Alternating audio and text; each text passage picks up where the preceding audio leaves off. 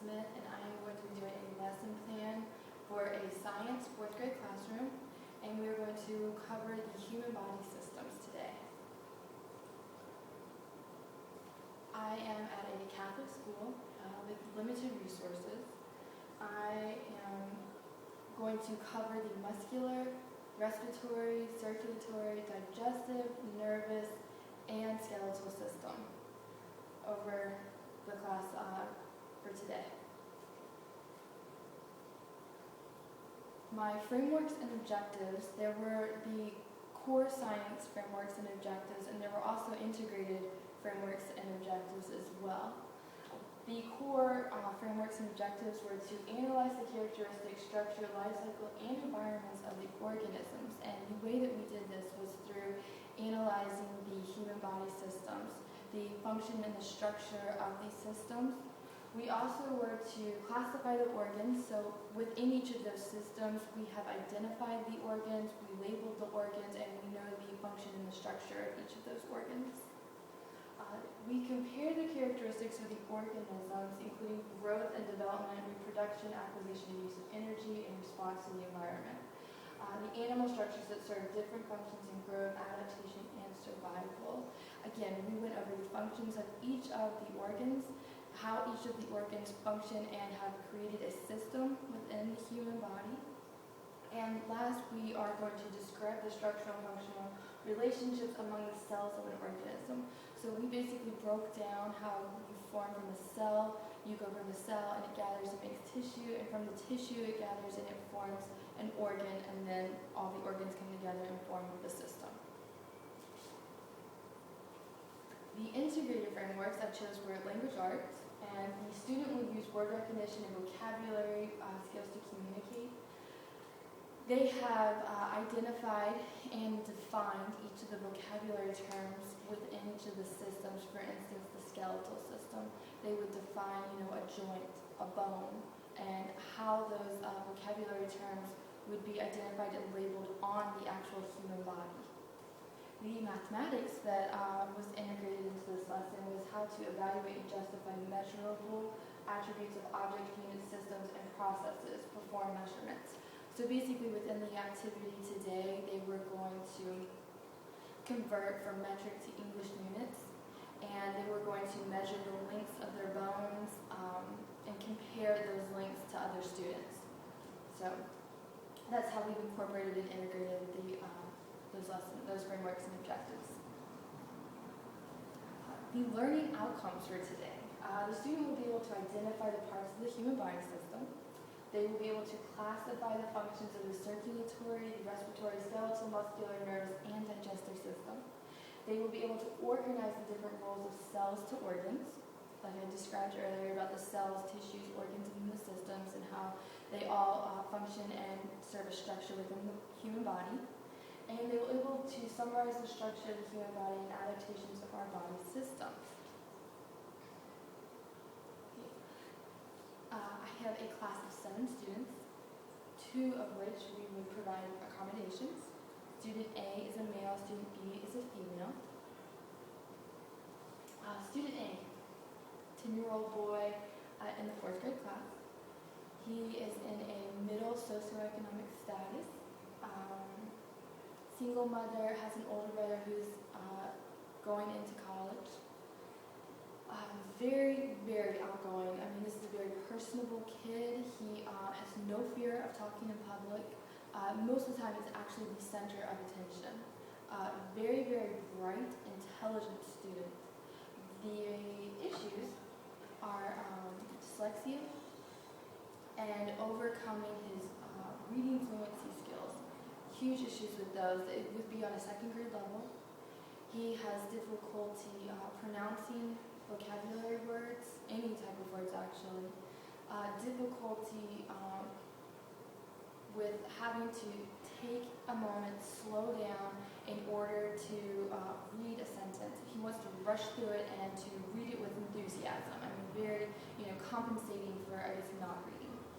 He can read the sentence if he will just sit down, take a deep breath, and read it very slowly. Has very, very huge amounts of difficulty with associating a sound with a vowel or a consonant. I mean, basic reading skills that should have been developed within kindergarten and first grade. Are just a huge challenge, an obstacle for this child. He is learning in a regular ed classroom. If there were other resources, I would definitely recommend inclusion. And also, I would recommend, before inclusion, I would recommend a resource room. I mean, this child needs to be basically taken out and worked with one-on-one throughout the day and throughout different time periods. Definitely with language arts, reading, and vocabulary. Sorry. Okay. That was student A, the male Jameson. The student B is a female. She is 10 years old as well. She actually was held back in the 2nd grade. Very shy, tends to pick fights with other students, is not very personable,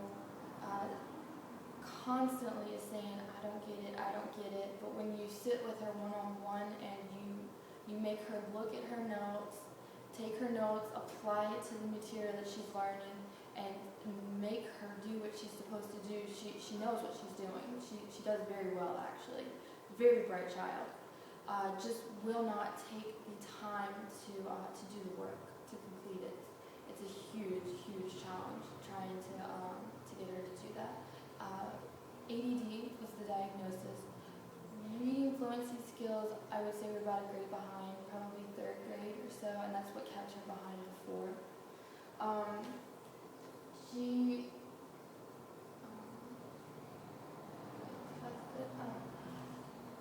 Home environment's not as supportive as, I guess, the other students.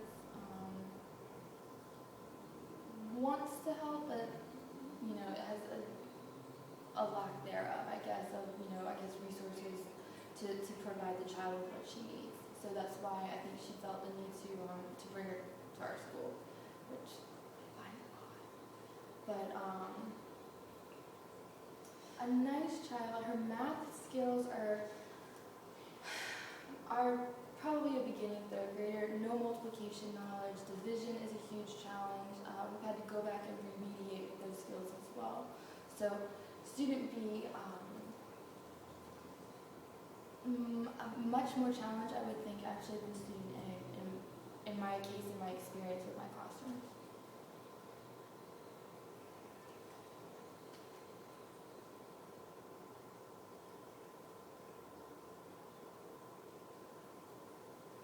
The lesson I chose was during the first week, and I chose to do it the 3rd day of class on a Wednesday.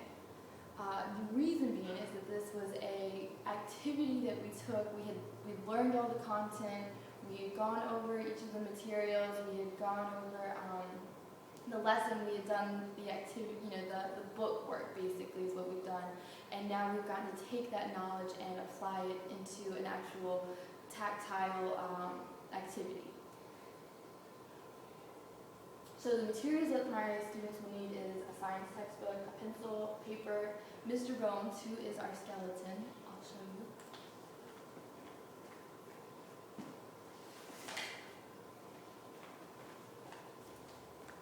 Mr. Bones, we've named him that. Also, I have printed outline for note-taking that we've been continuously filling in since day 1, and also the homework tonight will be on only the muscular and skeletal system worksheet.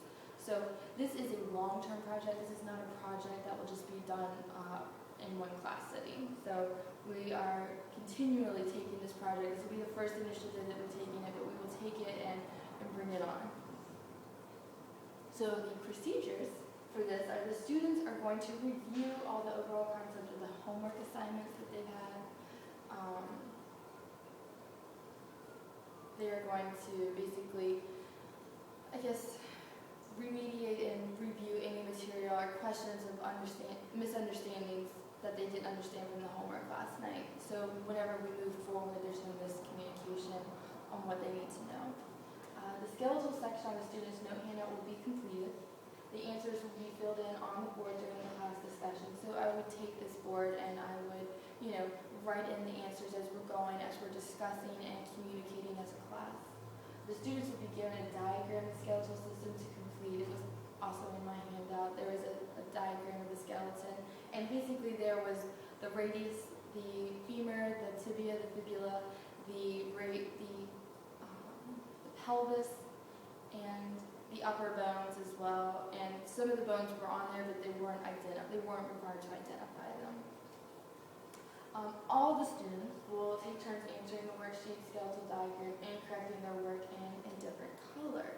So we are going to complete the diagram in class so they can use it as a reference. So I want them to take the textbook to try and identify the bones on their own, and then once they've had about 15 minutes to complete that, we're going to go back over and make sure that they have all the right answers. And if they don't, they need to correct it in a different color so I can, better understand where my students are not understanding and where I can help and improve them. Closing, students will be instructed on how to complete their homework assignments. So I would go over the skeletal muscular system worksheet. I would go over the directions. I would go over, which ones they need to complete, and if anyone had any questions and how to answer them from there on out. Now the activity, it's going to engage a class discussion on the reading assignment, like I just said previously, and we're going to complete the section on the notes handout and the worksheet. And they're going to, color it in a different pencil. Now, also, what we did is the tactile activity that we took, from this assignment is that we went ahead and we took butcher paper, and the child got on the ground and we traced the outline of their body, and then we took that and we cut it out. Each child was given instructions on how to cut it out, and they took the pieces that they had to identify the bones. They were given bones and they had to identify them, and they took those bones and they had to glue and paste them on the butcher paper in the correct spaces, and that was part of the grading. There was a rubric system, spelling, grammar, the proper placement of each organ and the placement and the correct identified label with each of those body parts and organ systems as well. So if you'll hold on one moment, I'll go get the diagram that we used.